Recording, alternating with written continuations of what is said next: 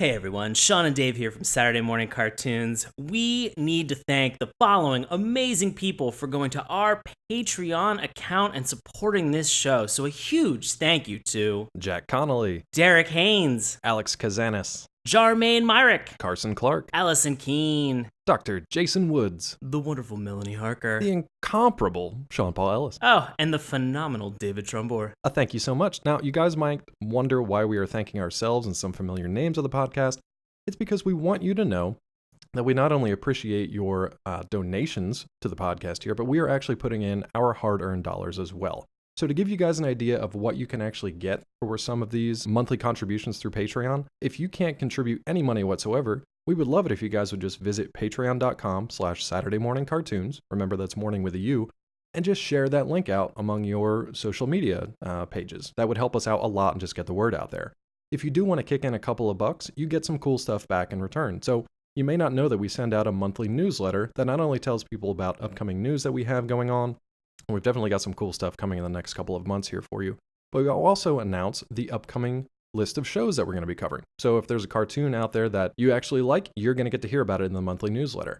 Other than that, you also get special thank yous in the newsletter. You get a special shout out like this one right here in each and every episode. You can get early access to weekly episodes, and you can also get access to our special behind the scenes rambling between Sean and myself. Oh boy. Yeah, there's some gems in there. So you're going to want to check that out. Again, head on over to patreon.com/SaturdayMorningCartoons to do so. And thank you so much to everyone who is a current patron. Thank you to our patrons. Thank you so much for listening. And now, on with the show.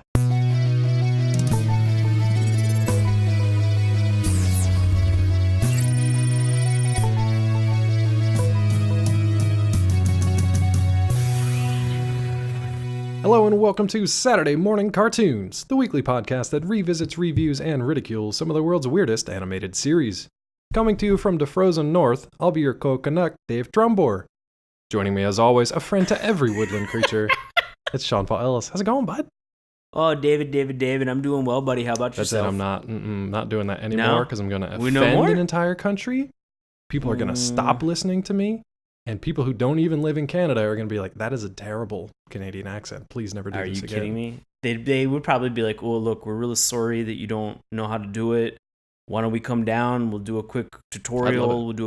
We'll workshop this out with you and make sure you got it. So there you go. I think my problem is that it's one of those accents where I haven't been around it enough to know, the traits, anything that's not stereotyped. I haven't been around it enough to like pull it off fairly well, but it also is close enough to other accents that I just will slip into them. So like it'll go over the North Pole and end up somewhere in like the Nordic countries, and I'll sound like the Swedish chef all of a sudden, or it'll just turn into like Bobby Jenerick from Bobby's World, and it'll go Fargo, it'll go Minnesotan on them. So I don't think I'm gonna do it. I'm gonna stick with Eastern Pennsylvania, West Jersey, Philadelphia. I'm gonna stick with that. Fair enough, man. Look, I'll say this. The last couple of years, I have been very grateful that I have made some friends up in Canada. Oh, yeah. While traveling and doing improv. And so Carson, Gina, Jenna, and Pete have been constant sources of entertainment every time that we get together. And I have this chance to listen to them speak because it really is no different from how we talk. And then suddenly they'll be like, one single isolated word, and it just sets that flag off of, oh my god, it's usually like the O or the U or something it. In there that it's just like I'll be honest with you, it's majestic to listen to. I would listen to it. It's a beautiful musical language. I would listen to it every day. They are peaches and Starshine gumdrops to be able to interact with. So it's my favorite flavor of Canadian brand ice cream. I don't know what Canadian ice cream brands are. I apologize. Why are we talking about Canada tonight? What's going on? This is a weird tangent. This is bizarre because we are spending the entire month talking about Canada, as well as also some Canadian cartoons. We've had some recommendations from some listeners. Right. We've had some people who have said and mentioned in passing, and some friends. Maybe we'll even have some Canadians on the show this month. Real live Canadians. Wow. No joke, you hosers. So we are gearing up for an entire month of actually talking about this. But tonight We are talking about a cartoon that's called The Raccoons. And this one was suggested to us by a pair of folks who I don't believe are Canadian. At least one of them I know isn't. I'm not sure about the other one.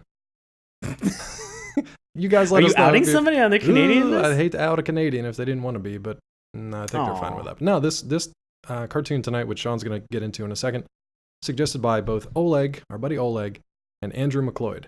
So thank you guys very much for the suggestion and for giving us the idea to get into Canadian Cartoon Month, which should be a lot of fun. We've got some crazy stuff lined up. And one of the reasons that we did this, not to continue in our international cartoons segment, thank you, North Korea, for not allowing us to monetize our video talking about your cartoons. What is your deal, North Korea? Come on. You know what? Straw that breaks the camel's back right there. I was cool with North Korea right up until that point. And sorry guys, just got to cut it. Done. What was the other reason that I want to talk about the cartoon? Oh, because we haven't seen them before. That's the main reason. Not to lump them in with North Korea, but because I haven't seen these cartoons before. Sure. No, and that makes sense. So let's get into the Raccoons or the Raccoons, which will inevitably shift over the course of this podcast. So buckle up, everybody. Make a drinking game out of it if you'd like. Please don't.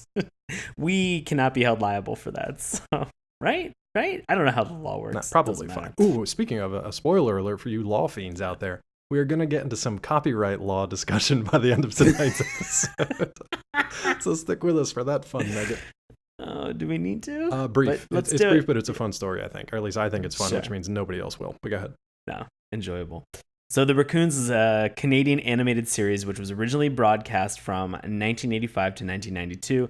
The franchise was created by Kevin Gillis with the cooperation of the Canadian Broadcasting Corporation and Disney Channel. The Raccoons franchise was originally conceived in the 1970s, and the production of The Christmas Raccoons began in 1979 and was completed in 1980. The special was a huge hit and resulted in 3 more specials: The Raccoons on Ice, The Raccoons and the Lost Star, The Raccoons Let's Dance. In the United States, the show was run on the Disney Channel from 1985 to 1992. In Canada, it was shown on CBC on Monday evenings and later in a block consisting of The Wonderful World of Disney and Fraggle Rock. Now, a question for our Canadian listeners out there, and I mean this quite seriously. We're obviously Saturday morning cartoons because that was what we were used to here. You wake up Saturday morning early, get your cereal, still wearing your PJs, and just plop yourself down in front of the TV for hours. Saturday morning cartoons. It's weird that this was on Monday evenings. Is that like a normal thing? Do you guys have Monday evening cartoons? We had like Monday Night Football and Monday Night Raw wrestling growing up. Did you have Monday evening cartoons? Because that sounds sweet and I like it. Yeah. But I want to know if that's a thing or if that's just this schedule. Guys, we're legitimately curious, so please fill us in on this because this is mystifying to us right now. I don't know much outside of the American borders. I'm not a well-traveled man. So can I venture to say then, based on that last statement, that you have had no exposure to the Raccoons? I have always said Raccoons up until tonight. But now tonight I'm saying Raccoons, and I have no idea. And I'm trying not to laugh every single time he says it. He just said it a half a dozen times or more. I'm going to say Raccoons. It's gonna mesh into one weird combination of both ways of saying it, and it's just gonna sound weird. So just hang in there. I can't remember if I've ever seen this cartoon, but at the same time, it says it was on the Disney Channel for like 7 years in the late 80s, early 90s. So I feel like I had to have seen it at some point. But it's also just like a furry woodland creature wearing like a sweater. So there are very many cartoons that are like that. So I don't know if I'm lumping them all together or if I actually did see this. But I don't remember ever like actually watching it, like sitting down to watch this. I may have seen it in passing. What about you? Okay. No, I actually do. And it's been long enough where I really forgot anything about this cartoon whatsoever. And then clicking on the link to be able to pull this up and watch everything tonight, some of the characters immediately jump back into my mind. And I was like, oh my God, I can't believe that this is that cartoon. Like it really had a very bizarre nostalgic moment I had a very bizarre nostalgia moment where watching it, I was suddenly just like, I know I've seen these characters. I know this, like, and I immediately started like reading, as much as I could, looking over our notes that we put together to just be like, what is going on here? Like, how have I blanked out on this cartoon for so long? And now it's all coming back. See, to but me. that's one of the reasons that we do this show, and have been doing it for 168 episodes now, is because that moment, like literally most of it is because of that moment. It's not the like ludicrous amount of money that we make from doing this podcast. I'm doing it for the fame and the glamour, buddy. You know, but no, it's definitely. That, I'm in this for Jem. I'm in this for the same reason that Jem does stuff. That Jem does stuff. Okay, to protect a mansion full of orphans is why we do this podcast. And make sweet music. No, it's for that hit of nostalgia, that moment of recognition. And one of the reasons we like to do the podcast is because we get to communicate with people who either stumble upon the show or are regular listeners and are just like, oh yeah, I remember that cartoon, or they have that moment of recognition. And if you're face to face with somebody, you can see it, and it's a cool moment to like experience with somebody when you're talking about these cartoons. And now that we've done 168 of them, that moment happens more and more because we're talking about crazier and crazier cartoons. But to give you guys out there the spark of recognition for the Raccoons tonight, which we're talking about, here's the synopsis, right? So the series revolves around Bert Raccoon and his friends and roommates, the married couple Ralph and Melissa Raccoon. The series mostly involved the trio's efforts against the industrialist forces of greedy Aardvark, millionaire Cyril Sneer, who tries to destroy the forest for a quick buck. Now we're going to come back to that word Aardvark, A, because I can't pronounce it, and B, because I did not know that that's what Cyril was until the end of this first episode. Oh boy. However, the raccoons save their forest from Cyril's schemes with help from their forest friends, including Schaefer, a gentle sheepdog, Cedric, Cyril's college graduate son, and Sophia Tutu, Cedric's girlfriend. Lessons featured in the series included environmentalism, friendship, and teamwork, because it was the 80s and that's what you did. So if that triggers any like hits of nostalgia or memories for you guys, just let us know. Give us a heads up and be like, oh yeah, now I remember that. But if that didn't do it, the theme song probably will. So what are your first reactions to this theme song? So one, I want to say that watching this first episode tonight, which is called Surprise Attack. Yes. Aggressive start. There is the Raccoons. Yeah, the aggressive start, because there is a 20-second kind of rough smash montage that they have where it's, I guess, what they consider to be like highlights or cliffhangers from the episode. It was a weird like pre-trailer. Like if you guys have watched movie trailers in the last year or so, you know that there's this weird trend where in order to get your attention, they show you like a 3 to 5 second cut of super cool clips and characters you want to see, and like just a hit of that music, and just to be like, Avengers. And you're like, oh, it's the Avengers trailer, which is why I clicked on the thing that said Avengers trailer. And then they get into it. So you have like a 5-second bump where it's like a mini pre-trailer, and then they get into it.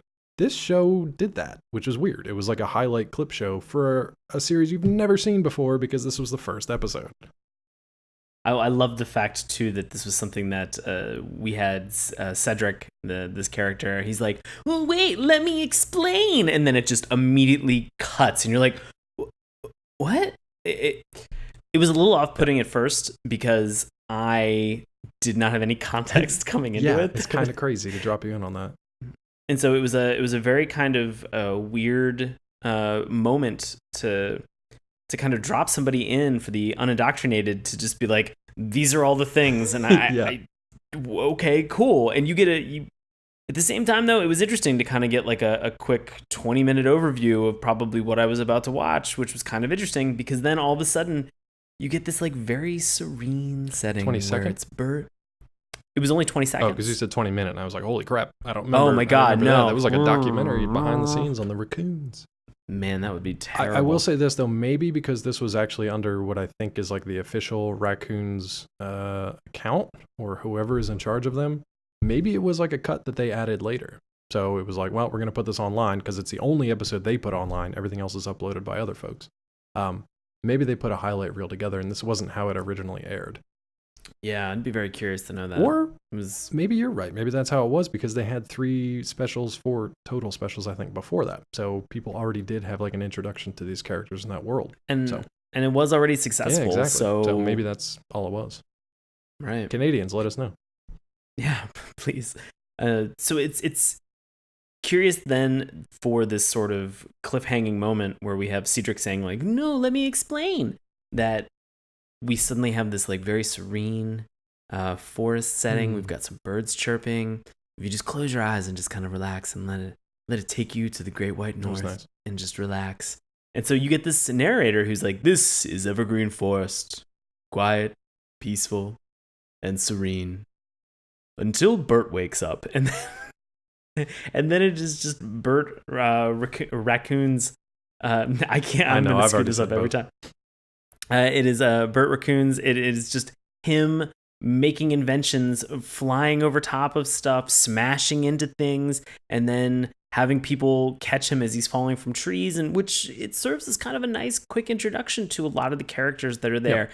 I will give them a little bit of a knock, because you get a whole bunch of characters that are in here. You at least understand what their intentions are, sort of, if they're on the side of good or evil. Yeah, pretty easily. Yeah.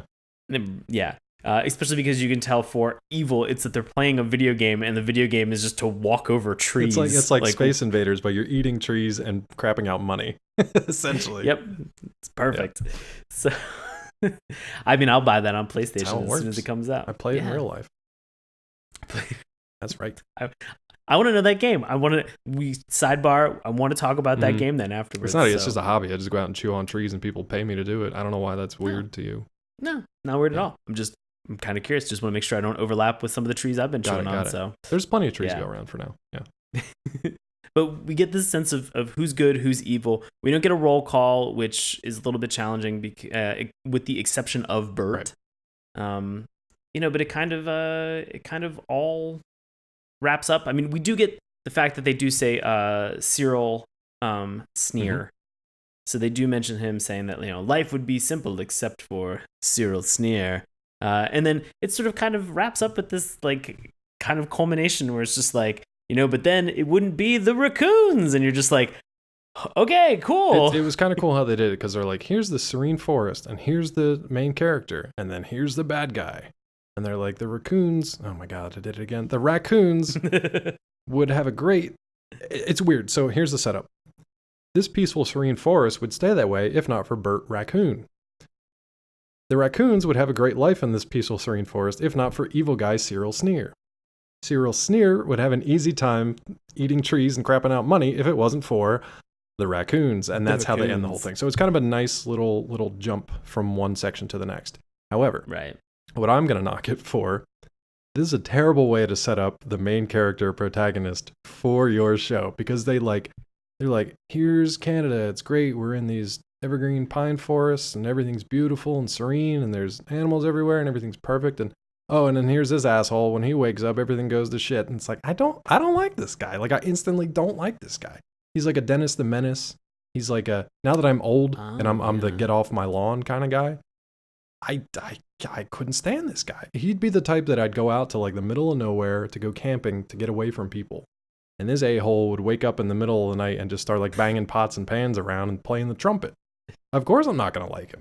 But everybody else in the show, like all his friends, because they're very helpful and like decent people, I like them. So they set it up for me to like the supporting characters. And then we also get a glimpse of Cyril Sneer, who has like a very Scrooge McDuck kind of fetish, God, or whatever you want to call Scrooge it. McDuck, yes. I like the reveal of it, and I watched that a couple times, how they he's like back in his lair, which is in this massive mansion. So they pull the doors back open on the mansion, which opens into his like money pit treasure hold, which the vault door then opens from that, and it reveals him at like his control thing where he's playing the Space Invaders game. So I actually really like that reveal. But tell me this. When you got your first glimpse of both Cedric and Cyril, or Cyril and Cedric, and Sophie, did you know that they were aardvarks? I thought antelope or an anteater. Well, anteater. Man, definitely not antelope, but anteater. Yeah, definitely not antelope. Yeah. Sean was just going down the animal encyclopedia and was like, antelope. Oh man, I've just got a whole list of ants. He looked like an ant. He looked like an ant. They just look like aliens to me. I just thought they were weird alien creatures. So I didn't know if getting into this thing, it was going to be like alien invasion. They were trying to take over natural resources. Remember, I'm coming at this from an 80s, 90s American kid mental state, right? So everything's got to be like explosions and invasions and death and fire and all. I don't expect pink aardvarks. Well, it's also consistency's sake, as we're looking at some of these characters and sort of how they are portrayed. We have all of these raccoons, and then we have a dog, and so but like some of them have clothes, some of them don't. Yeah, some of them speak English, some of them make animal noises. Right. So, And it seems like for lack of better understanding that like some people are more along the lines of what we feel that those animals should look and behave like, and then suddenly you have these naked pink aardvarks. Like I say aardvarks in like air yeah. quotes. You have these naked pink aardvarks, and they don't really kind of talk about that. And then you find that I'm assuming that Sophia was also an She aardvark was. as well, that other character, but she's got like bright blue hair, and so there was just moments of this where I don't know, I was just a little bit confused about what that character design choice was. I didn't hate it. It was but fine, but it wasn't clearly aardvark. And what a weird character to pick on. Like, what a weird species to pick on, I guess, for this. Like, oh, I guess aardvarks are anti-environmental industrialists. Like, all right. It's weird, but okay. Go with that. I mean, but I'm trying to think like, Well, wasn't how Arthur detrimental? You remember Arthur, the PBS cartoon? Yeah. Wasn't he an aardvark? Sure. Yeah. He looks Right? nothing like these characters. These characters look like a smaller version of like Snuffleupagus, right? So it looks like they got like a floppy, crooked nose. And actually, a lot of these characters, regardless of their species, are drawn with this weird crooked nose. Crooked nose. And I think it's just like the animation style, which is a good segue into animation style. So Let's do it. So real quick, just to tie off the song, there was an instrumental song that kind of went under this narration, but there wasn't anything memorable really about it. It was just kind of like a nice song to go along with the forest background and the character introduction and kind of like scrolling through it, but it wasn't anything super memorable. No, I agree. Yeah. It was very peaceful. Yeah, it was nice until That was it. Bert, that asshole, woke up. Till Bert wakes up. He honestly, for me, he's the weakest part of this whole thing, but we'll get to him in a second. All right, animation style. Animation style. What are your thoughts on this? So I thought that this was sort of an amalgamate of Disney's Wuzzles. Interesting. I don't know if you remember Wuzzles. And because of the crooked noses, it reminded me significantly of the Snorks. Yeah, I mean, you could pull from a lot of Snorks, and Wuzzles is a great one. It, for whatever reason, reminded me of Widget and Fantastic Max. Now, Fantastic Max came a couple years later, but they had some weird that cartoon, which we have to get into at some point, was about this like space traveling baby. He wore a diaper the whole time. Space traveling baby who had like a weird alien creature who looked like the aardvark, which is I think why it reminded me of that. And this like man, like kind of a robot man, but he was made out of like wooden blocks. Just something about the style of it, the sort of fairly simplistic but not crude, simple but not crude. It had that same kind of feel to it. But at the same time, like, yeah, if you look at the raccoons, they look like raccoons. If you look at the aardvarks, I don't know what's going on there. So, right. And you think about all the different, because at some point we have one of the episodes that I watched tonight, they have Bert delivering newspapers to a lot of the woodland creatures. And so these woodland creatures are, like, if you're thinking of a rabbit, like if you are picturing a rabbit in your brain right now, that's what they look like. That's what an owl and a bird, it all fell in line with what our preconceived notions of those specific animals were. So they look like actual animals. Right, and they were behaving as animals would. Granted, they were... Except for getting the newspaper. Except for, getting and reading a newspaper. And being really enthralled with it, but at the same time... as far as we know, they might do that. I just don't know. Who knows? We're not privy to that. Was that an owl joke? That was not, but then I wanted it to become one. Nicely done. Who knows? So, who knows? Yeah, but it's just so a lot of the, just for this character design, I picked Wuzzles actually because when I went back and looked at it, it was the first thing that popped in my mind, and I did not realize that it was actually when this series for the Raccoons came out. This was a contemporary. They both came out in 1985. And so that makes sense. But just anthropomorphic creatures that were well drawn. I wouldn't say like there wasn't anything expert about them, but there certainly wasn't anything crude. No. A lot of again, a lot of like heavy kind of lines just to outline the specific parts of the character design themselves. I will say though, complex color palette that I really enjoyed in some of the episodes that we watched tonight, which kind of made me think of the Wuzzles as well, because they were very brightly colored, very bold primary colors that were on this. I would say even the character design was fun with this, but sometimes the backgrounds that they had for this, I really enjoyed, especially towards the end of this first episode. I wasn't sure which way you were going to go. Yeah, when we get into Sneer's mansion, a lot of the chase scenes and a lot of the things that they have in there, like they're all very well detailed, they're all very well shaded and drawn. And like for me, I was expecting it to be something where, you know, it was just kind of filler in the background, but like, there actually looked like there was some decent attention to detail. So I really did appreciate that. I'm glad you said that, because that was the main thing that stood out to me was the backgrounds. Whether you're in the forest and you have like the really finely detailed like pine trees and everything that's behind them, or they're out at the lake. That lake shot was really cool to open the episode with, the first episode, because it has like, it's very like peaceful, serene, kind of like sunrise over this lake. There's like mist.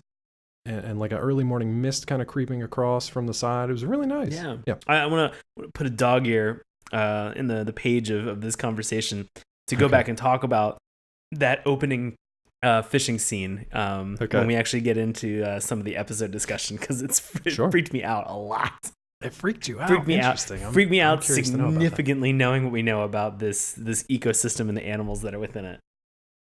Yeah, okay. I had that moment too where I was just like, what is the food chain here? But I'll are they just allow like it. fishing to hang out with their buddies? But yeah, we'll talk about that in a second. Was that a fish joke?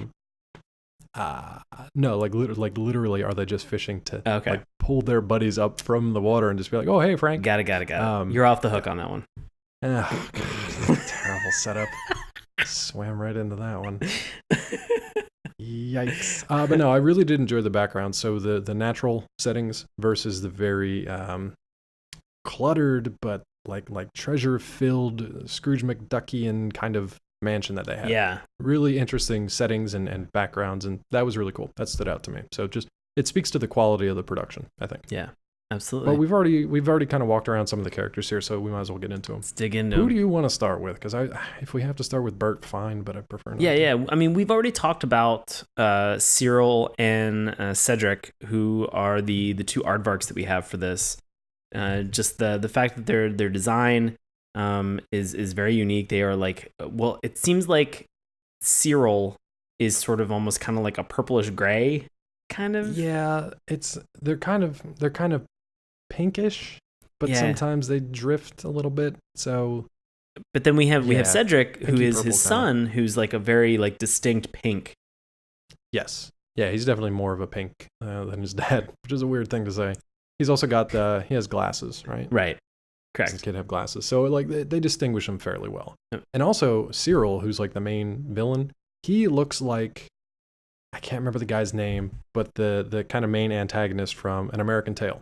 So the spoiler alert for a 30-something-year-old movie, he looks like a rat, and he's always smoking a cigar, and he's always got kind of like a rough look to him. But it turns out he's a cat in disguise the whole time. Oh. But he's always got this kind of like ruffled, kind of dirty, kind of rough appearance to him, and he's always kind of like a little crinkled at the edges and a little like crusty wrinkled with age and time. He's a crusty character. Yeah. And that's kind of what Cyril looks like. He's literally walking around with a cigar. He's got a gold tooth, which is the same as that rat character. Nice. And he kind of just has that crusty, gross appearance to him. So I like that. I like that attention to detail. And the voice helped. Right. You know. I guess, you know, it was weird because we've mentioned we have mentioned these two aardvark characters, but we have this third aardvark character who actually is, again, I know that we mentioned that sort of in terms of the character design and the animation that like the colors kind of shift a little bit for Cyril, but for Cedric and for Sophia Tutu, who is Cedric's girlfriend, who oddly enough, like every time I look at a picture of her, I definitely see Zooey Deschanel.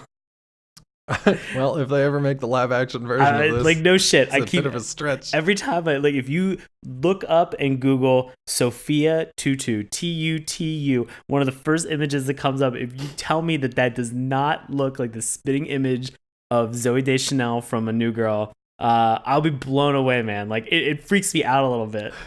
I'm just like, why is she manic pixie dream girling? Which, I mean, I guess that's what it is. Yeah. But the interesting thing about Sophia, not only was she phased out later on in the show, so I don't know what happens to her, but they don't, other than that brief introduction, there's nothing to suggest that her and Cyril her and Cedric are together. Maybe that's why they Cyril, phased her out. Real messed up. Yeah. But they're like shown holding hands early in that intro, but then in this entire episode, like they're not really together. Yeah. She's actually hanging out with Bert. I thought there was like a cross species thing going on. Bert and Sophia were hanging out. I'm like, okay, that's cool. Yeah, there were multiple times where it was just the two of them alone together, and yeah, tooting on the trumpet and flying balloons. Wait, what? Oh, okay. As the kids do. Tooting on the trumpet. I was. It took me 2 These seconds. Are literal to be like, things. They're what? not euphemisms. Yeah, I was like, literally. what is that euphemism? Because Nope, I've never literal heard things. No, literal things. That's 100% correct. We have some of the other raccoons. We have like what is it? I feel bad. Ralph and Melissa. But they don't. For me, they didn't really they didn't separate themselves out really in this episode. I mean, and they don't in this first episode. I will say that they Yeah. have some time to shine in this in the second episode that I watched tonight. They are definitely given some interesting opportunities to really highlight their skills and sort of their interests. And so that was rewarding to be able to watch a little bit more about them. The only thing they kind of do in the beginning is they're like enablers for Bert to just be like kind of a lazy slacker. He's like an early slacker raccoon. Yeah. I mean, it's also very interesting too, because as we've mentioned, this Ralph and Melissa raccoon are married and they are living together, and they just kind of have this third wheel Bert who just hangs around and lives at their place. It's like Three's Company. Yeah. Except but with they weren't raccoons and less sexual overtones. Yeah. Oh yeah. Except I don't think anybody was married in Three's Company. No. You know, I never got as a kid that Jack was pretending to be gay because that was the only way the landlord would allow him to live with the two girls. Oh, really? Apparently that was the whole shtick of the show. That like, because they lived in LA and they needed to like save money, right? So they needed to live there, but the rule was like, for whatever reason, that a man, there couldn't be mixed couples or whatever unless you were married. I don't know. That never connected for me when I was a kid. I thought he was just being weird. I had no clue. Nobody ever explained it to me. Man, but could you imagine if it was Three's Company up in Canada? Everybody be totally cool with it, and all those characters would have universal health care. Yeah. Man. And they just go rummage for trash down by the stream. Yeah, right. Wait, are we back on raccoons? Yeah, we're back on raccoons. Oh, we're back on raccoons. Okay, perfect. I love that they live in the raccoon dominium. It is a raccoon dominium. Yup. Not making that up. That's in the notes. I know. It's fantastic. What I don't get is why they live with Slacker Bert. He seems like he has some sort of how shall I put this nicely? Raccoon disabilities. He's got his faculties aren't all there.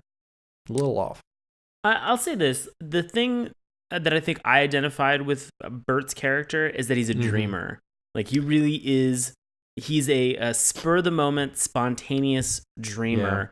Which is annoying to me. It's a little bit annoying to me as well. But then there are moments where I'm just like, oh, that seems like a really, like, I romanticize the idea of that all the time. And I'm like, oh man, wouldn't that be so much fun if like I was a little bit more spontaneous, if I wasn't like, and you had no responsibilities. Yeah. You didn't have to be beholden to anything. I wasn't you were a child. Yeah, and I was a raccoon living in Canada. And you were also a raccoon just playing the trumpet. Guys, there are a lot of dots that need to get connected in order to make this work.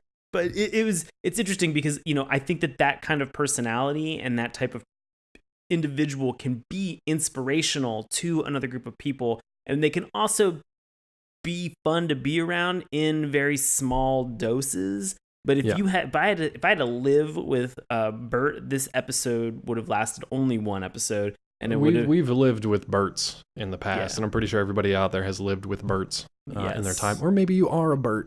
In which case, I hope you have married friends who will let you into their raccoon dominium. You sort yourselves out. I'll even venture to say that if you are just like, I don't know a Bert and I'm clearly not a Bert. Yeah, you're a fucking Bert, buddy. You're the Bert. You're the Bert. Look around you. Are you living in a tree with other raccoons? You're a Bert. Oh, God. I would like this character more if he was kind of like, I can't think of an equivalent at the moment, but like kind of a slacker, kind of maybe not even a screw up, but like just like you said, like a dreamer, somebody who's energetic, excitable, craves adventure, but who actually like did something at the end of the day. It's very much an ensemble cast of forest critters who get together to pull off this first adventure. We actually spend more time with the quote unquote villains of the piece. Right.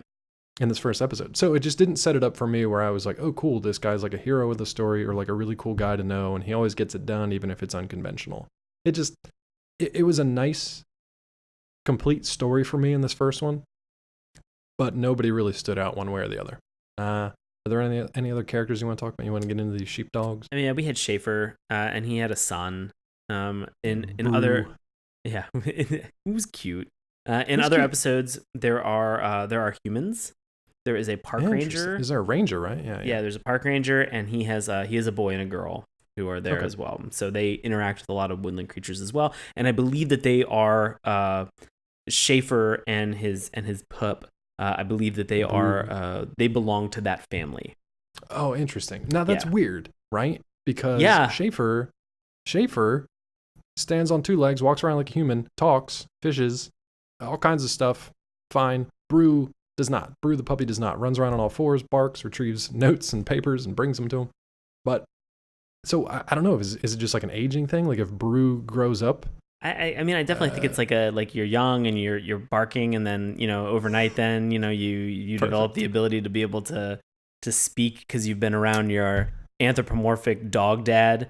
Man, I remember my young days when I could only bark. Yeah, just I being miss those halcyon days. just being a young pup, just tumbling around, doing all you could, just tumbling and barking. Tumbling and barking. That's the name of the game. But yeah, those. I don't know. Any other characters that really stood out to you? Well, okay. So since I mentioned the kind of the villainous side, like I said, we spend more time with them. Not only Cedric Sneer, or I keep getting them confused. Is it Cedric or Cyril? It's Cedric. It's Cyril's the main bad guy. Yeah, Cyril's the main bad guy. Cyril's the main bad guy. He's got a dog as well named Snag. Yeah. Who just kind of like is there for like comedic stuff, but it's funny. Snag's funny. Then you've got the three little pigs who technically didn't have names. They were listed as Pig 1, 2, and 3. Yep. But they're kind of the little jerks of the whole thing because they exaggerate their stories. They see something they don't quite understand and they blow it out of proportion, and that sets everything into motion, which is fun. It's a cool little foil for them to be. And then you've got the bears, which in this current political climate, this was a little disconcerting for me. But Cyril gathers all these like huge hulking kind of dumb grizzly bears together. And he basically forms his secret service out of them. And we'll get into the plot in a minute, but he basically just turns them into like enforcers. Thankfully, they're very stupid and easily like outwitted, even when the heroes themselves don't do anything. Well, not only that, but they are pitted against one another from the get-go. Yep. So they're not put in a position where they're going to be successful. All of these bears are also... Poor management. Yeah, poor management. And all of these bears look like the animatronic bears that are in Five Nights at Freddy's. I was gonna say like a Chuck E. Cheese. Yeah, which that's what the game. That's what Five Nights. Yeah, that's yeah. exactly what it's named after. Or that's the like exactly the banjo what the game. Playing like kind of terrifying animatronic. It's your birthday. It's your birthday. It's your birthday, boy or girl. Yeah, exactly. So it's creepy, and they're all wearing trench coats too, which makes them. For some reason, every time I see animals in trench coats, I'm like, what the hell is that pervert doing? It's always a pervert. I don't know why. Perverts just wear trench coats. It's always a pervert. Listen, it's terrible. If you're saying to yourself, I wear a trench coat and you're not a pervert. You're the pervert. You're the pervert. Sorry. You're Bert the pervert. But ladies can wear trench coats and definitely not be perverts and pull them off, and it's a fashionable look. Yeah, ladies can look great in trench coats. That's my PSA that just came out of nowhere for no reason. Yeah. Let's get into the plot tonight. We've danced around this one, and Sean got to watch some bonus episodes, so we want to leave time for that as well. But so I mentioned that these three little pigs are three little jerks, and they blow things out of proportion. And they essentially see Bert and Sophia hanging out, playing the trumpet under a balloon. Yep, there you go. There it is. And they learn that there is a plan that these guys are putting together. And they don't know what it is, they don't know what it's for, but they know it has something to do with their boss, Cyril. So they run home, and they basically tell Cyril, like, the raccoons are up to no good, and they've got this nefarious plan, and we got to figure this out, and something terrible is going to happen. And it just gets worse and worse and worse, and they just, like, exaggerate the lie. So that sets everything else in motion here. Right. So, of course, we've got overreaction on one side, because Cyril's kind of terrified. And we are kind of introduced to him as he's just like literally just counting his money, having his son count his money and like balance his books and figure out the cost of a pizza pie and, balance all these things. So I wouldn't even say he's like, you obviously get an evil vibe from him, but there's no like, it's not directed evil. It's just kind of like. He's more miserly. he's miserly, he's greedy, but you don't get a sense that he's like hurt anybody or put anybody, I don't know, put anybody out of a job. I mean, yet. He hasn't hurt anybody yet. Yet. It's only been 30 seconds. You're Sure. right. Yeah. So he overreacts to it and essentially forms this goon squad of bears, right, to investigate. Because when you want to investigate a squad of woodland tiny little raccoons, what you want to send in is roughly 24 hulking bears dressed as various items in a forest, like trees or bushes. Or what else were they dressed like? Like what were some of the costumes? Well, one was actually dressed like Bert with like Bert's shirt. Yes, on terrifying. Top. Yeah, terrifying. These things are just so bizarre, but they were kind of funny. They were kind of fun. No, they were hilarious. Yeah. We almost had Sneer's dog pee on the tree, and he's like, "I just had that tree dry cleaned." Yeah, so, there were he had weird little one-liners in there that some of them were just like throwaway lines. Some of them were actually pretty funny. Yeah. But as all this is happening, I want to give you time to talk about the opening scene. Yeah, let's do it. With our heroes before we even get to the trumpet playing. So what's going on in that boat on the lake? So we've got our shaggy dog and we've got our married raccoon couple, and they are fishing, and they are catching fish. Yeah, they're in a boat fishing on the lake. And this is what's freaking me out is that, obviously there is this ecosystem that's there.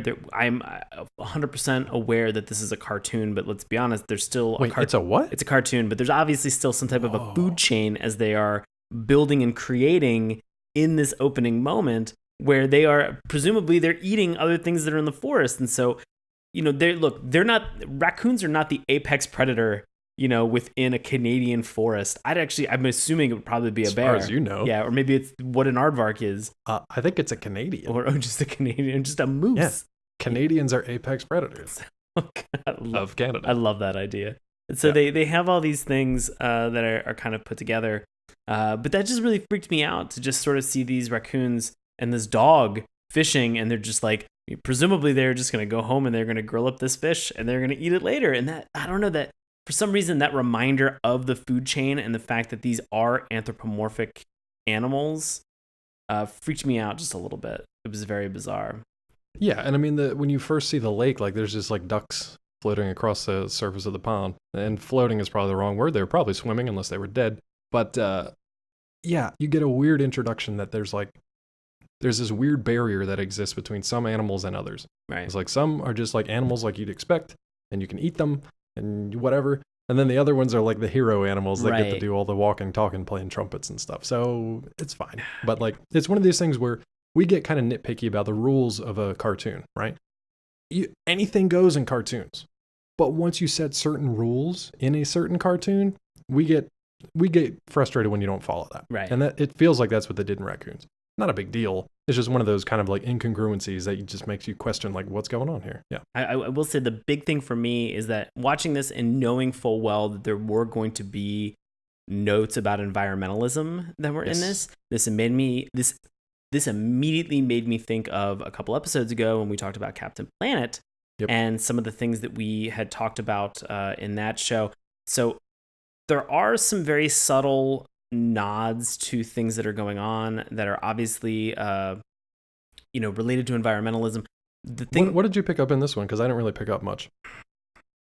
I think it was just the idea of I guess it wasn't. I guess really the second. I don't think there was much in this one. Yeah, the second episode there's a lot more. Oh, there's a lot more talk about deforestation and about like building up like mini malls and condos and crap. With Sneer sort of at the helm. One of the other episodes that I watched this evening talked about sort of like gas burning, like fossil fuel burning vehicles. Okay. So definitely more like on the nose. Right. So this one, kind of acted just as a weird kidnap primer. And then the other ones were just sort of like, here's a little bit more environmentalism. But in the way that this I thought was very nice is that in comparison and a follow up to our Captain Planet conversation, speaking about the Gaia hypothesis, and which is the whole theory that all of our organisms and everything on life or everything on the planet Earth is self-regulating, and that it can be considered to be sort of like a female connotation when we refer to Mother Earth, that it can have that mother persona. It's very nice to not see that kind of hit over top of the head. It felt very nice that they didn't have a Gaia that was sexualized in the way that we had Whoopi Goldberg wearing a flowy purple robe with giant boobs that I had not seen in those episodes until it was pointed out to me by 2 other women. So it was, or a border collie who's turned into an anthropomorphic crime-fighting dog that also has weirdly placed boobs under her armor. Exactly. The Road Rover's looking at you, weirdos. Looking right at your paws. So it's just so a lot of these things are just, it was nice that it wasn't too crazy. I will say that the big way that this sort of differentiates a lot from Captain Planet is the simple fact that in Captain Planet it felt like there were definitive ways where they were like, these are the things that you can do in order to help the planet and be successful. And in this one, they were like, no worries, we live in Canada. And you're like, wait, that's not a resolution. We're just celebrating it. Yeah, there's no PSA at the end that's just like, here's how you can help from today's episode. It was just like, yeah, you'll figure it out. Yeah, you figure it. Even My Little Pony locked it down better than that. Yeah. Here's something else I didn't expect. Musical numbers. Are you on it? Are you kidding me with this one? I had no clue that there were going to be musical numbers. This show felt like it was always 2 seconds away from breaking out into a musical number. Really? See, yeah. No, I think it's because you remembered it. Even subconsciously, I think it's because you remembered it. I had no clue this was going to turn into a musical number. It did have that feel of like the 60s, 70s era, like kind of variety show. What was that terrible show that we watched, the Monsters ones? God, let's just not go back. Let's just not even try to remember that. Talk about that one. But where you have like a variety show with musical numbers that pop up. I didn't know it was coming, but there's, I guess, 2 musical numbers in like every episode. Yeah, it really felt like with some of the way that the music was scored in the back of a majority of the episodes, it sort of felt like at certain times it was building ever so slightly, and I was like, are they about to break into song? What's actually about to happen right now? And then when it finally did, I was like, oh, okay, cool. Well, why didn't it happen though on like the first couple times that they were sort of building to this fever pitch, which was a little bit weird. The songs were fine. Yeah, they were fine. I liked Run With Us. It's the one. So we were talking about the bears. I sound like a crazy person sometimes. We were talking about the bears dressing up as other things to spy on raccoons in the forest. And as they're doing that, we get this music montage to a song called Run With Us. Now, the song doesn't necessarily match up to what's going on screen, which was a little weird. But it was cute. It was like a good way to get through the montage without having to just like watch stuff and watch jokes kind of fall flat or not having dialogue to carry it through. So it was fine. I thought it was all right. You, like you said, these bears are pitted against each other. So they're literally sabotaging each other so that they can get the best information so that they can get a shiny medal from Cyril at the end of the day. And what they end up with is pretty much nothing. Yeah, it was.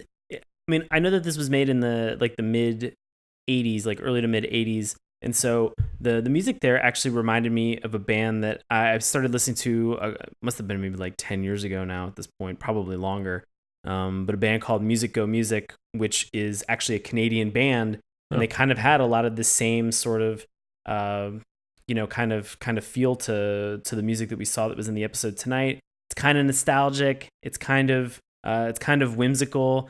It also kind of doesn't feel like the singer is ever like really wholeheartedly backing whatever he's doing, which is a style choice. Yeah, which is always... this is actually where Nickelback got their start. Oh, God. It was on the Raccoons.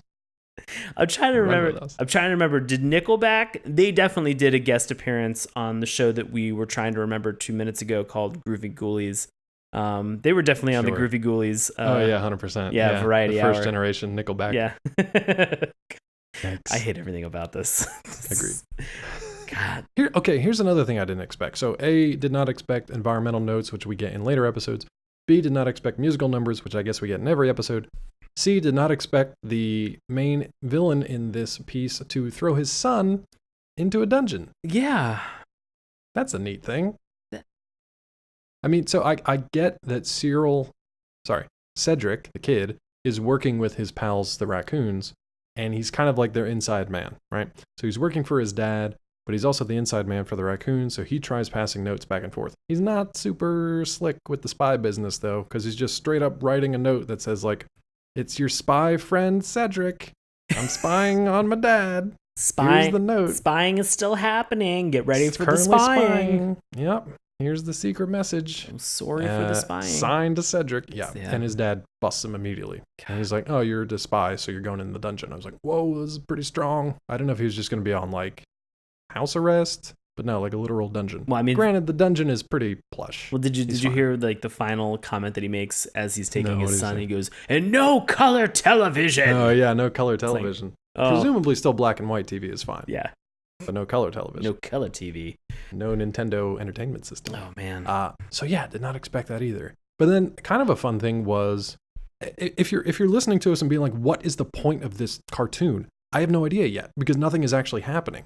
There's raccoons screwing around over here, and then there's weird aardvark alien creatures that think something's going on, so they're trying to figure it out over on the other side. But nothing is literally happening until Cedric gets dropped in the dungeon, and the dog weirdly transports the note and lets the other guys know.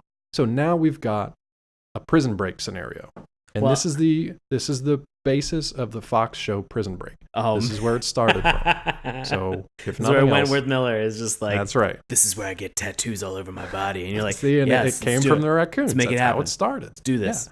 Yeah. I will say, I like the prison break. I like the prison break scene. That was cool. Yeah. I will say that this was the moment where I did like a hard stop Zach Morris timeout.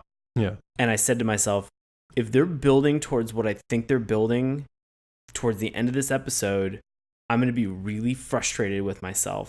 What do you think it was?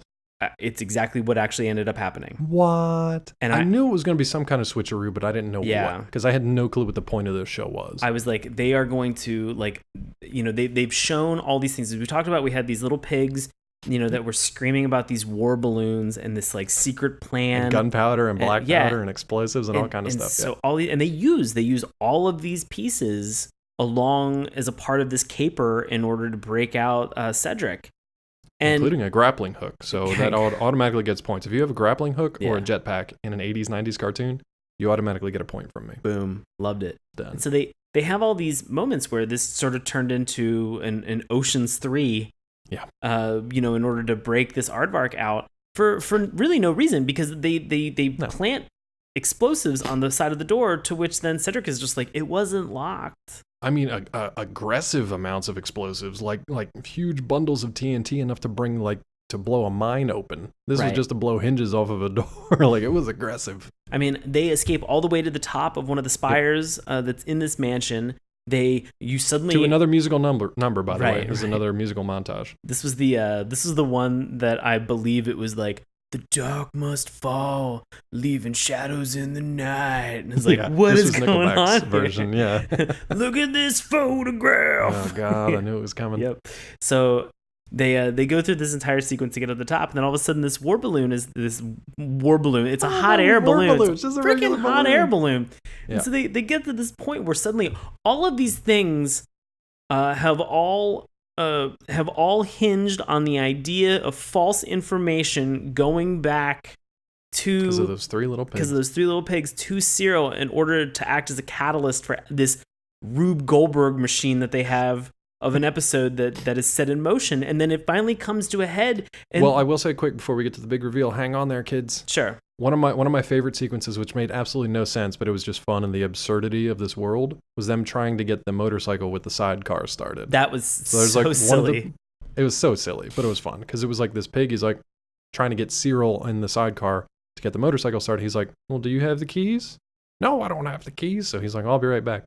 Oh, we're out of gas. He kept doing these things. It was almost like, I don't know, if you're trying to take your friend somewhere for some sort of like surprise thing, but you have to like buy time maybe and delay them a little bit, you start making up like stupid excuses, or all of a sudden forget how to function like a human being or a little pig, and you come up with these delay tactics. Right. Why on earth would he be doing that? Oh no, I mean, you know, you really have to wonder if the whole idea was to target and put this plan in motion in order to complete this objective that we were about to reveal, which, if for anybody else listening, it should not be a super surprise for you. If it is, I'm frightened for you.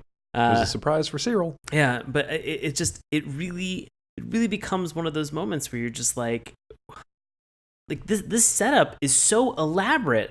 This is the most elaborate poorly executed. And poorly executed the entire way. Overly elaborate, poorly executed. Yeah. But like, it still pays off with Dave, the big reveal that we have, that it happens to be I wanted to say Sneer McDuck. Sneer McDuck. Sneer McDuck. Uncle Sneer. Yeah, Uncle Sneer. It's Uncle Sneer's. It's his birthday. Oh, it's his birthday. It's his birthday, guys. And guess what? The war balloon was just to hold the fireworks that we're going to shoot off with the black powder, I guess. Exactly. And that's what it was. And then everything that they have that's in there, they make some comment about like, at the very beginning about like, it'll be something that never seen coming, and like it's this giant cake that he's thrown off of a motorcycle without wearing a helmet crashed into, presumably dead on cake, death by chocolate. Death by cake or death. You got both. It's just it's like we mentioned, crazy setup, poorly executed the entire way down the line. And then it's sort of an anticlimactic reveal at the end. It was, but it was also like sweet because it wasn't, and that's not a cake joke. It was sweet because it was different. It reminded me of when we watched, what was it, the Australian, or actually that might have been the Japanese cartoon with the koalas, where they had a similar conceit, right? They were like the bullies that they were going to have the birthday party for, but they had to like trick them, and the bullies thought that they weren't appreciated, or they were never going to be friends. And then they finally brought them there, and they were like, "Oh, surprise! It's a birthday cake." That's what this whole thing was about: was getting all the stuff together for your birthday cake, asshole. Thanks for ruining the surprise. Happy birthday. Nah. So it was a similar thing, but it was like it felt very foreign because our cartoons don't do like nice things. American cartoons aren't like, here's a happy ending where everybody's a friend. Like some person has to get beaten bloody, and then it's like, the heroes win because we're American. Yeah. So I appreciated it for that effect. What I didn't like is I never got to see what was in that gift. He got a gift from his son. We never see what's in it. You never see what's in it. He doesn't even open it. No. And the other thing, here comes the copyright law tease that I teased an hour ago. They sing the happy birthday song. Yeah. They sing the happy birthday song in this cartoon in 1984-85. Now, that was interesting to me. I've been listening to a lot of podcasts for another show where they had to pay the royalties to the tune of $2,000 to the company that owned the rights to the happy birthday song. Here's a little bit of background history. Jesus. So, Happy Birthday to You, copyrighted in 1935 by the Sumi Corporation. That company was bought out in 1988 by Warner, either Chappell or Chappell Music. This was after the Raccoons episode, so I think the Raccoons were probably safe singing this song in 1985 or so, because it wasn't on the radar of this predatory company. Because since 1988, they've basically been like, if you're going to use this song anywhere, every time you have to pay us royalties. They were making $2 million a year just licensing the rights to Happy Birthday, right up until 2013, where somebody brought a lawsuit against them. And then in 2016, a federal judge was like, nope, you only had it for a specific tune on a piano. Everything else is in public domain. So now feel free to sing Happy Birthday. Please don't take that seriously. I'm not a lawyer. But if you want to sing Happy Birthday now at a restaurant or whatever, you can do it without having to pay royalties to this company, as far as I know. So that stood out to me in a very weird way, and I thought it was interesting. I mean, the most exciting thing about today's episode is that we are going to conclude today's episode by singing getting our legal degrees and singing Happy Birthday to Bert. Can't wait. It's going to be great. It'll be great. Oh, and if you're wondering, like, I thought Bert was the main guy. Why do we not talk about him at all? He didn't do anything this entire episode. He threw a grappling hook. That was it. I mean, he complained about, the one moment where he was just like, he was nervous about scaling the wall with this grappling hook. Mm-hmm. The musical montage got him through. Yeah, and the musical montage got him through. And Sophia, her kind words of just I guess. Whatever, just Sophia. like, you two-time an aardvark. I'm Zoe Deschanel, and I'm an aardvark. Yep. And now I hope every time you see Zoe Deschanel, you substitute Sophia Tutu in for it. This is going to happen, people. This is what I want in your brains. Yep, it's going to happen. Oh, hey, buddy, you got to watch a couple bonus episodes, so anything interesting stand out from those two? I said that the whole concept of environmentalism obviously takes a little bit more of a bigger note. They have this moment where in the other episode that I watched for tonight, I'm blanking on the title. No, but one was Evergreen Grand Prix. Right. So I watched Opportunity Knocks. Right. Was the second episode that I watched for tonight. And this is when you get the reveal that there's actually a park ranger who Schaefer is a part of the family. And this park ranger gets a promotion, and he decides that he is going to begin the process of moving into the city. And he's got two young kids. and the whole idea of like, hey, they can continue their tutelage there. There's so much culture and entertainment, and there's things that they can be exposed to that they're not going to get here in the forest, and like, let's go do this because this will be great for our family. And so Schaefer and his son and little pup they're getting ready to leave. They're getting ready to move out. Now we should mention this was the top rated episode from IMDb. Right. That's one of the reasons we put it on our list. Yeah. So at the same time though, we find that Melissa gets a letter for Ralph. Ralph finds out that lo and behold, he gets a job as an editor of a newspaper in the city. What is happening? I know, dude. And so like they're sitting there and they're just like, oh man, like I mean, it's a great opportunity, and I guess I have to take it. And Melissa, I believe that she's a photographer, and she does a lot of photography in the show. Of course she is. Of course. And so she's like, well, you know what? I can move there, and I can open up. I can continue taking photos, and I can take my job anywhere. But like, I want to be there for Ralph because this is a huge thing. And so Bert tries to fool everybody in the book by like saying that they can't go, or like injuring himself, or saying that he's come down with like an illness that requires people to remain where they are in his life. And so, man, you're really not pumping up stats of Bert here. I'm not ingratiating this character in any way, shape, or form, nor should I, because he's kind of a jerk. And all the time that this is happening and that this is going on, this is all getting back to Cyril Sneer, and he finds out that the Raccoons are going to be leaving. And so in his brain, he's just like, if they leave, nobody's here to defend the forest anymore, which I'll be honest with you. David the Gnome and the Lorax. Exactly. And so in my brain, I'm just like, wait, when did Raccoons become, I almost said Guardians of the Galaxy. Basically. Ooh, yeah. But essentially. You combine Groot and Rocket there into one. And so I was like, when did these raccoons become the guardians of this forest? And why is it solely their responsibility and it hinges upon them? Obviously, it's a cartoon logic, guys. And so they go down this rabbit hole of just like, well, the second they leave out, I'm going to cut down all these trees and I'm going to put up mini malls and condos and we're going to put all this other crap in there. And so what happens is they decide to create their own newspaper for the forest. I know what you're thinking. Where did they get a printing press? It was on Craigslist.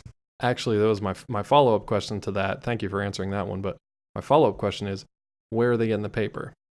Presumably from their house. They probably just shaved off parts of their house. Shaving the interior down. They were like, this is going to be worth it, guys. Just cut off a little bit of this homestead. So in order to save the forest, we must first cut the forest down, turn it into paper for our own newspaper about saving the forest. Sean was sick, but in order to cure himself, he had to kill himself. What? It was... I mean, you're right. It's confusing forest logic because at the same time, like they're wasting tons and tons of paper making these things. But at the same time, they're providing an informative service to the rest of the denizens of this glade. So cool for them. Ooh, a glade. A glade. And so they go through this whole process of being able to run this smear campaign, which in this day and age, obviously with this current political climate, I was just like, I'm waiting for Cyril to just be like, fake news, the entire time. But as it turns out, and you find out at the big reveal at the end, that despite the fact that nobody's leaving, and so Cyril has decided not to go forward with his plans, but he turns out to be a huge fan of the newspaper himself because it talks about him. I mean, it essentially talks shit about him, but at least he's getting press. Yeah, but it's a guilty pleasure for him, so he loves doing it. So, but yeah, that was the other episode. See, that sounds way more interesting than the thing that we watched, which I thought was quaint and it was fine, but it just didn't. Nothing about it was like, man, I can't wait to watch another episode. The one you talked about sounds a little more involved and mature, at least. But I've been the same way about this whole cartoon. Is that you know. When I finally got to the third episode that we had, that we found online, Evergreen Grand Prix. Yeah, Evergreen Grand Prix. I began watching it, and I was like, no lie, I was 3 minutes into it, and I just closed my laptop, and I just went, yeah, you know what, I'm done. I'm good. I will say I felt every second of the 24 minutes and 26 seconds of that first episode. Like I just felt the gravity of every second. I mean, that doesn't mean I didn't enjoy it. I was marking time. Yeah. As I was watching. Yeah. I mean, I was looking around the room like, is there like a chore or an errand that I could run right now, or like, can I put together a to-do list? Like this is fun stuff if I was a child. It's just very hard because as an adult, some of this stuff just isn't holding up for me. So. Our attention span is much shorter as we've aged. Well, I mean, not really only that, but like very, very clearly in the same vein that we have a lot of these cartoons that are on Adult Swim that do the 10-minute segments. 10, 12 chunks. This was a 10, 12 chunk at its finest. There is so much fat that's in this cartoon that could have been trimmed down completely to make this something that was much more interesting, digestible, and they still could have preserved all of the critical elements of it, but they just didn't. They were like, hey, you know what? Let's just put in 2 songs by somebody who is wistfully, chirping away like Lana Del Rey. Like, it's just okay. It's fine. I think that was just the product of the time because everything was a 23-minute cartoon at the time. So that's just how you did it. But as you guys know, we have our opinions, but listeners out there, especially our Canadian listeners, you have opinions of your own. So we're going to read some of them right now. Right. Dave, this is our love it, hate it section. I'm going to share the love tonight. How do you like that? Get that love, buddy. How do you like that? This is from Zartok35 from Saskatoon. I'm not even making that up. I picked this because you're from Saskatoon. You titled it A Part of Our Canadian Heritage. It's from August of 2006. First of all, I must say that I love this show. I have since I was 3. Wow. And I always will. Being born in 1992, I got to see the best of late 1980s television, and this just happened to be one of those shows. My mother says that I rarely watch the Raccoons, but I can very well recall seeing many episodes. The Evergreen Grand Prix and Blast from the Past come to mind. Another thing I really like about the show is the fact that they made their own music and songs. 98% of all episodes featured a very well done musical number. The theme song is very good as well, having an original sound. The Raccoons was the first TV series produced entirely within Canada, and managed a successful 6-year run from 85 to 91. All Canadians should be proud. I sure am. The last time I managed to see the Raccoons on national television would have been in July 2002 around 7:30 a.m. Very specific. Very specific or so on APTN. Since then, I haven't seen it anywhere since then. I now own both DVD box sets, and they were both worthy investments. These are investments, guys. Recommended. 10 out of 10. Saskatoon. Saskatoon. They are going to go up in value like crazy. I will say I don't invest in much, but I do have all available DVD box sets of the Raccoons currently in a warehouse. Yep. I keep mine in my mattress. Nice. Yeah. Lumpy, but good. Fair. All right, so let's go on to our lesser love it. And we have Ian. This is from Lyle. Yeah. We have Ian 1211 is from West Hove, England, back in 2006, and I'm gonna bear with me, everybody, on this. So with some spelling, I'm gonna try to read this verbatim. It says a slice of powerful nostalgia. Nostalgia. I liked this series when I was around 10 years old. It was good, but it wasn't my favorite. I have to admit the show certainly had a moment, but it couldn't outdo other shows currently showing during that period. But it certainly does bring some fond memories. It had to remember what the story was about, but I was about forest creatures, I presume. The animation wasn't state-of-the-art, but the voices were well done. I thought that Run With Us end credit song was slightly unnecessary, which dragged the production down, but other than that, it was good.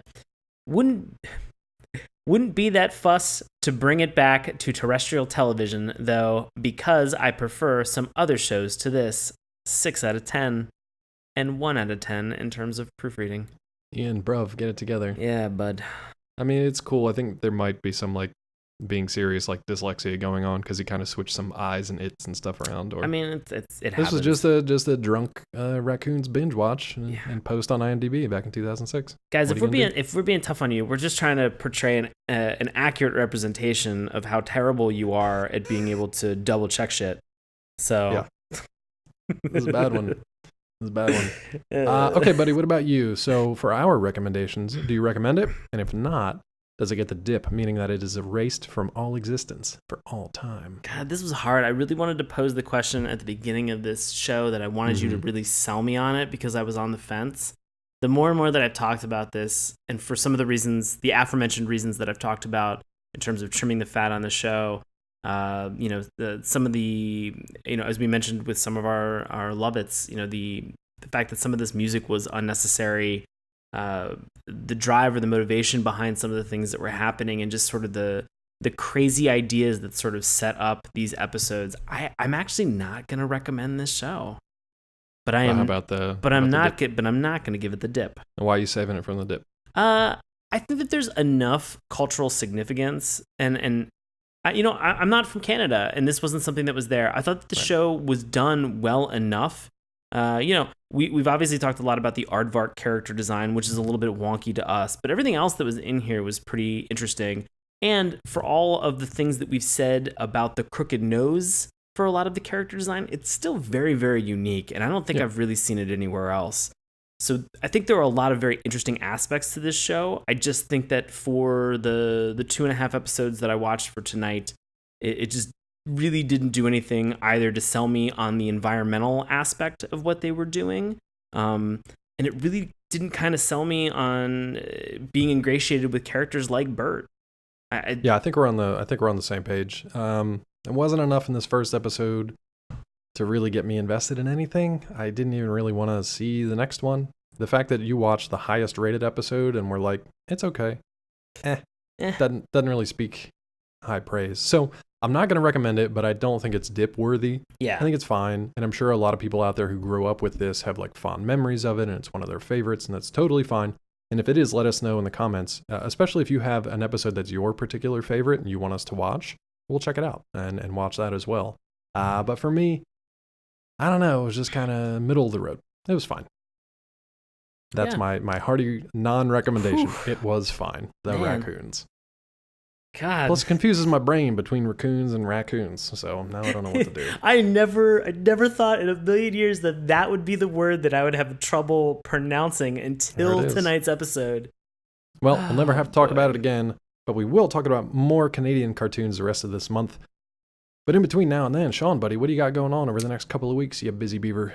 Hey guys, as always, I do live improv comedy in Washington, D.C. with a group that is called Nox. That's NOX ! We perform with Washington Improv Theater. You can check out shows, times, tickets at witdc.org. I also am producing a festival that I believe the time that this comes out, it will be happening a couple days from now. So please go and check out if you're in the area, districtimprov.org. It is an international festival, and it's international because we have Canadians that are coming down. Nice. Yeah, I know. That?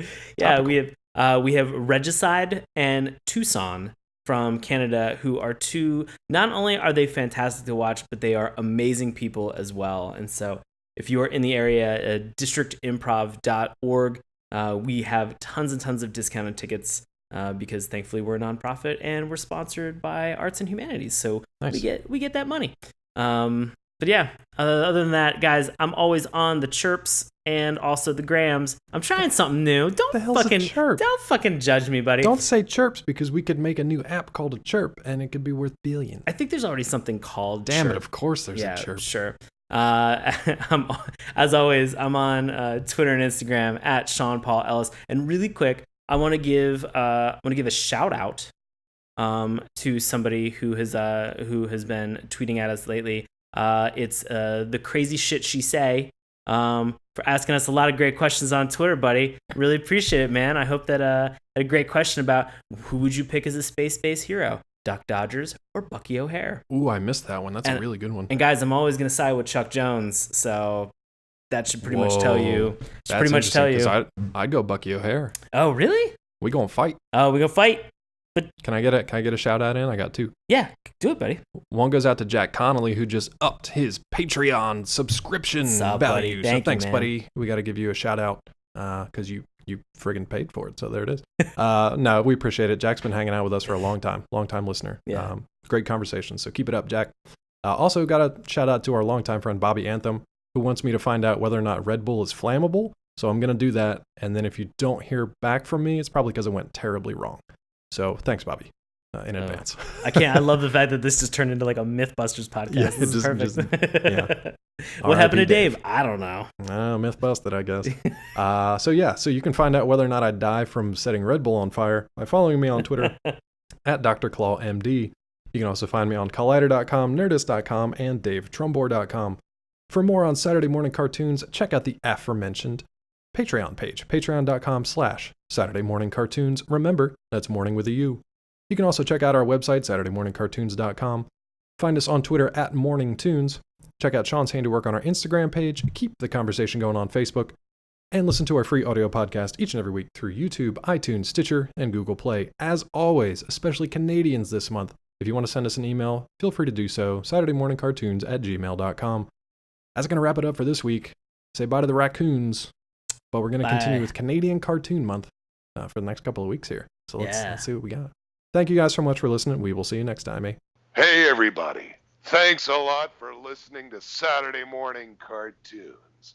Now, if you'll excuse me, I have to transform and roll out.